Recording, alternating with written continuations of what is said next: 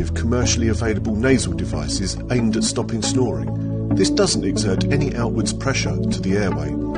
The packaging states it works using the ancient Chinese medicine of magnetic therapy. When inserted, the fit was secure, but it did cause an occasional uncomfortable tickling sensation inside the nose. When nudged during sleep, some short-lived discomfort to the septum was experienced.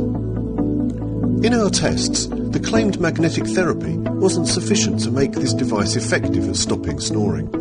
If anything, it felt like it restricted airflow slightly, and unfortunately, mouth breathing became preferable.